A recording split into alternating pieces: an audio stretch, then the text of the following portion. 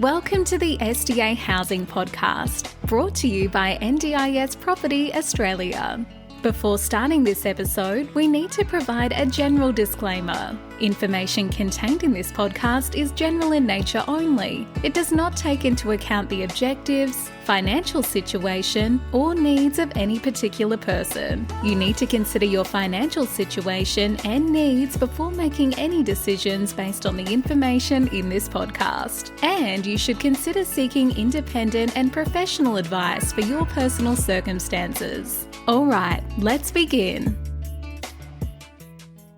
Hello everybody, my name is Min and I'm your co-host today with Matthew from the office at NDIS Property Australia, and you're listening to the SDA Housing Podcast, a show that explains, highlights, guides and brings awareness about all things SDA in this ever-changing NDIS world. Matthew, how are you?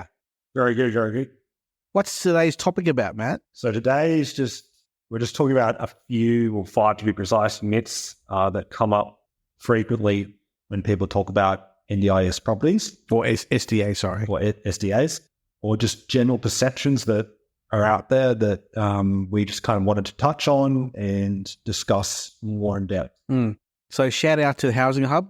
They are the ones who issued this SDA, 5 SDA myths that we are quoting and reading through and covering. So this information is from the Housing Hub website. And when we saw it about 2 weeks ago, we thought this would be a great topic to cover in the podcast. So we are definitely referencing and quoting the information from the Housing Hub website. So Matthew, you want to read what myth 1 is, and I'll go through that, and we'll jump vice versa. So the first myth is Specialist Disability Accommodation is only for people with a physical disability. And the fact? And the fact is that eligibility for SDA is not only about physical disabilities. SDA eligibility is about the support you need for everyday tasks and the type of home you need to facilitate that. Okay. So let's explore this fact. There is legislation that the NDIA must use to determine who is eligible for SDA funding. The legislation uses words like extreme functional impairment and very high support needs in relation to eligibility. Extreme functional impairment is where a person requires a high amount of support from another person to undertake day-to-day tasks, even if they already have equipment or technology.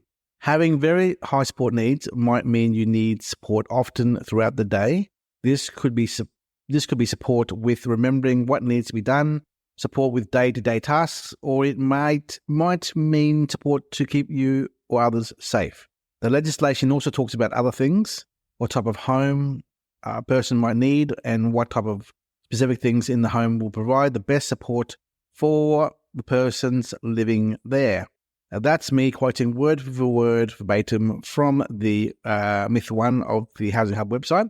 Now, myth 2, let me cover this and then Matthew can explain it all. Myth 2, a person eligible for SDA cannot live with family or a partner who does not have SDA funding. That's incorrect. The fact is, who you choose to live with is your choice.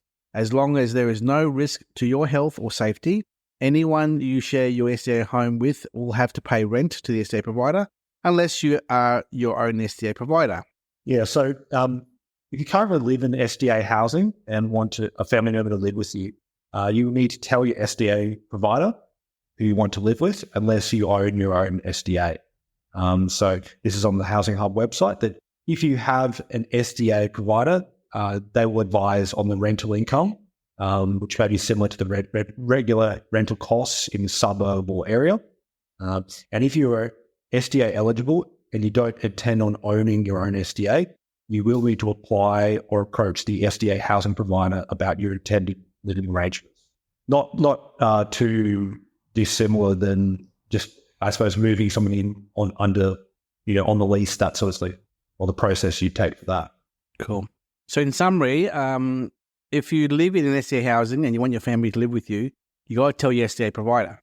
If you are eligible, you need to approach the SDA housing provider about your intended living arrangements, and the NDIS will confirm who you've chosen to live with to check you aren't being asked to share if you don't want to. And they're the basic 3 points I'm pulling out of the diagrams on the website here. So, Matt, Myth 3. So you must have a supported independent living SIL funding to live in SDA. And the actual fact is that SDA funding is separate from the funding you receive for support. Okay. So, Matt, I might use the diagram summaries. That seem to be much more simple to read and cover. So with regard to this, funding that a participant receives for supports might be called SIL, ILO, or simply core funding. Okay?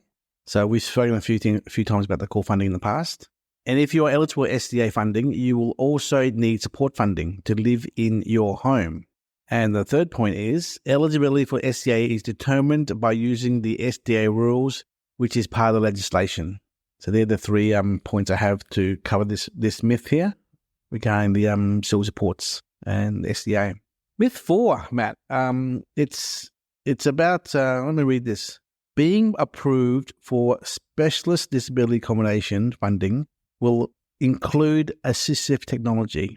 The fact is, SDA funding is separate from the funding you receive for AT, assistive technology. SDA homes are not built with AT already included.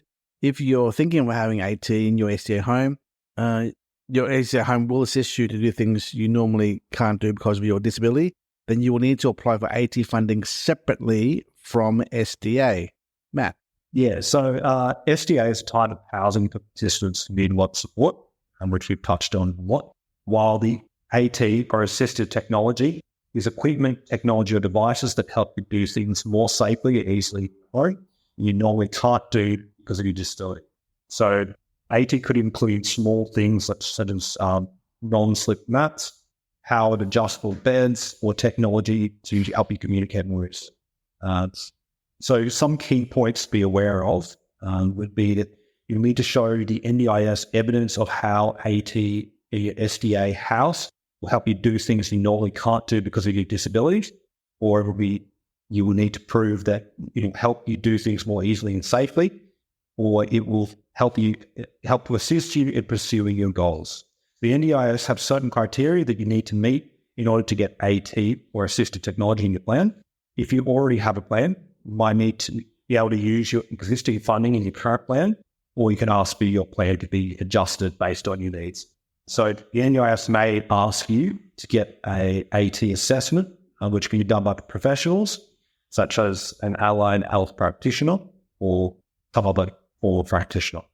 So the NDIA may ask for different types of information depending on the cost of the AT item. So if it's low cost, mid cost, or high cost, essentially. And they will quote from there, essentially.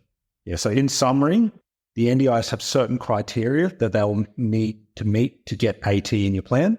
And they may ask for an AT assessment through a qualified health practitioner.